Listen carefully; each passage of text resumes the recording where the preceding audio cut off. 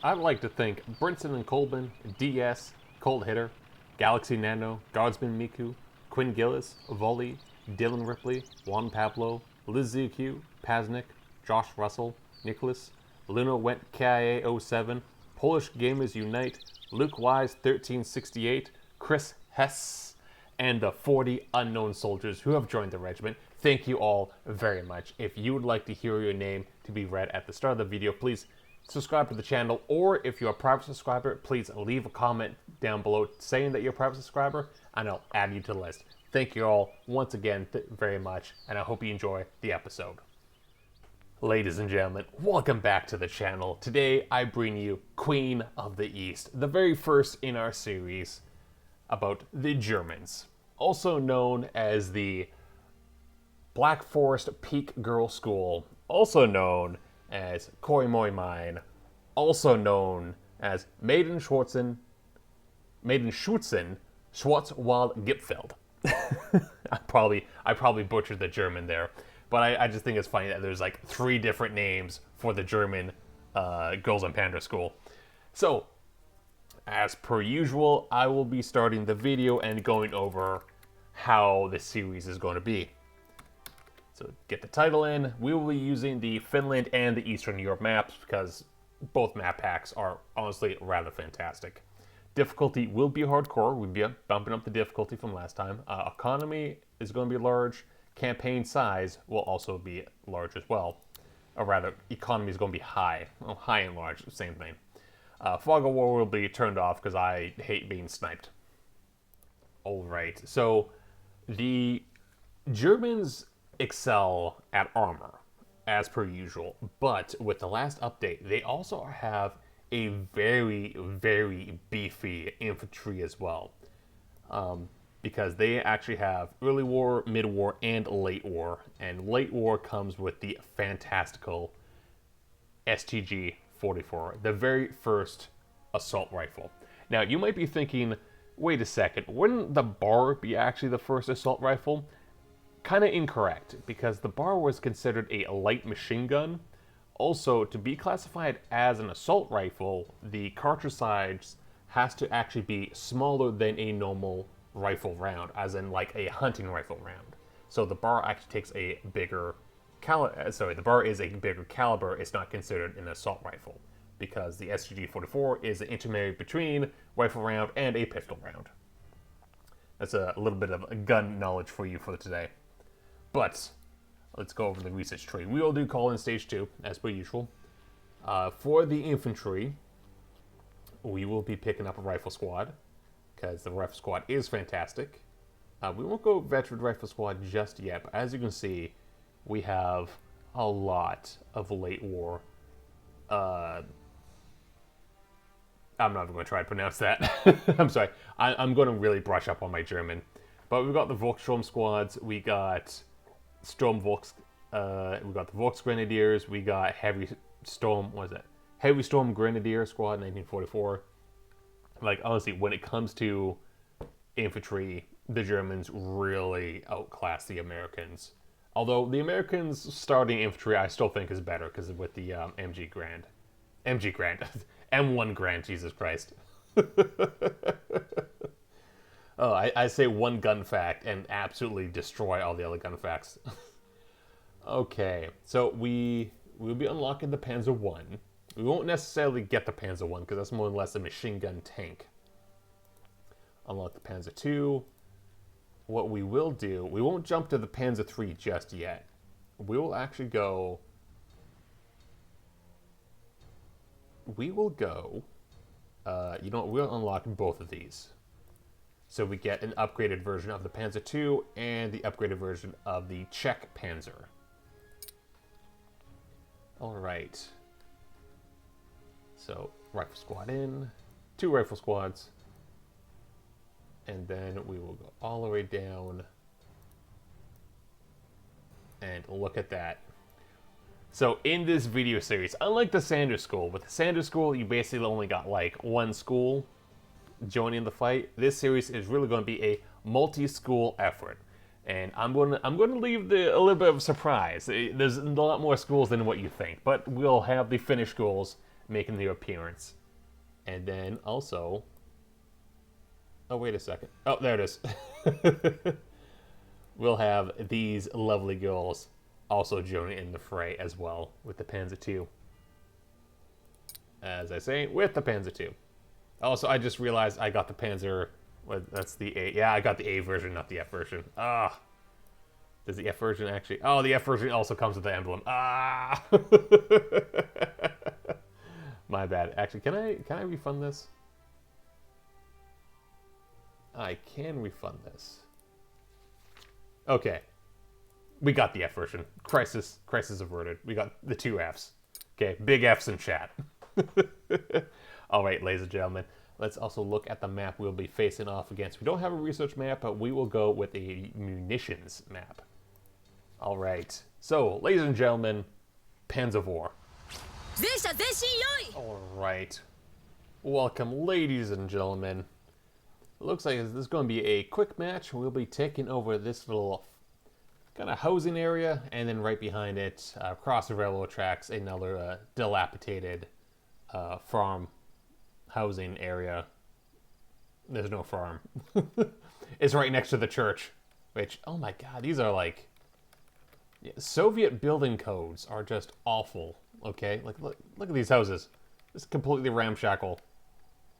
The Germans didn't do that. This is just poor Soviet designs, just like their tanks. Alright, speaking of tanks, let's move ours up. Infantry will move forward, of course.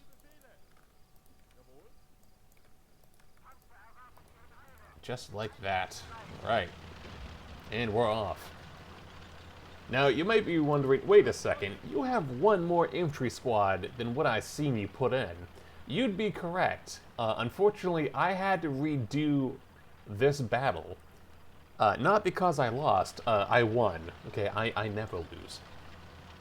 But because the sound of the machine gun and tank fire drowned out my voice yet again. And I realized you couldn't hear what I was saying. So as I was giving interesting tank facts, just the tanks were just drowning out my voice. It was too much of a real-world experience. Because having been around tanks during training when I was in the military, which those were Leopard 2 A6s. Leopard 2 A6? I think so, that's what they were called. Big tanks. they are plenty loud when they fire the damn gun off. Plenty loud. Alright, speaking of loudness, our little Panzer 38T, which I called it the finish. No, that's not, that's Aura. That's Aura High School. I need to brush up on my drills on Panzer schools, which that just means that I have another excuse to rewatch the series. And it looks like the Soviets are doing meat wave defense with penal battalions. Unfortunately, they're screwed. They brought no AT with them. They are sitting ducks. Alright. Tanks move in. We have nothing to fear from these. They have penal riflemen. They don't got anything. They got nothing. Absolutely nothing. These guys will actually move up. We're going to be really aggressive maneuver warfare. Come on, get off your bellies. They don't even have machine guns. And look at these guys. Oh my god. Absolute massacre. That's a mortar. Alright. That's going to be a bit of a problem for the infantry. Who the hell was that? Alright, infantry, do not bunch up. That is a death sentence. And get away from here. They're going to get us dialed in. Where is that mortar system? All the way over there. Okay, you know what? We'll take this Panzer. Oh god, we can't even blow up that wall. Damn, okay. We can't machine... Okay, I guess we can't machine gun that guy. Just saw that flash. Oof. That was close. Alright, guys. Lay into him. Machine gun them down. And you know what? Destroy that mortar as well. I don't want that mortar to be operational. Alright, boys, you capture the point. We will bring this infantry squad around. This infantry squad will move up. Panzer II, you will move to the right. Fun fact about the Panzer II, it was actually more or less a stopgap tank. A lot of people think the Panzer 38 actually influenced German tank design philosophy, and it really didn't. Because the Germans actually, at the beginning, wanted the Panzer IIs. Oh, that's Grenadier. Nope. Oh, God.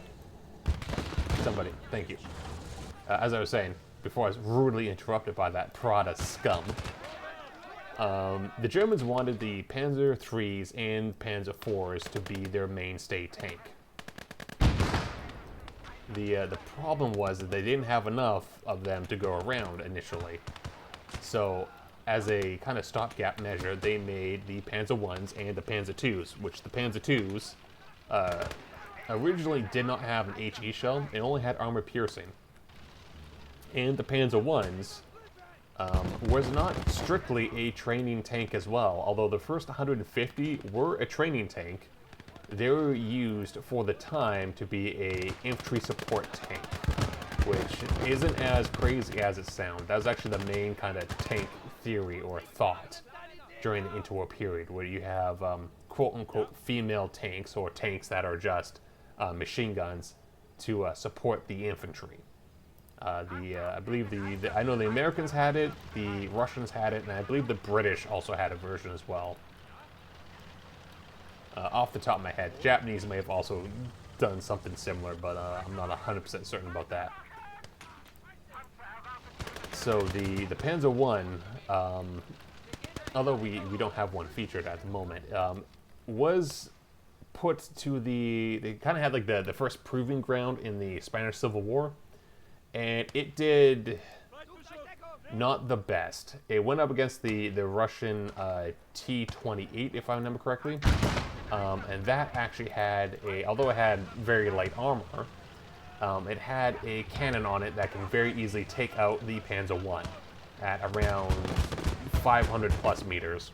While the Panzer I, although it had both machine guns, it did have armor-piercing steel core rounds, and that could take on the T-28 or T-26, the light tank, at ranges of 150 meters or less. So it could defend itself as a lot, so it was like really close.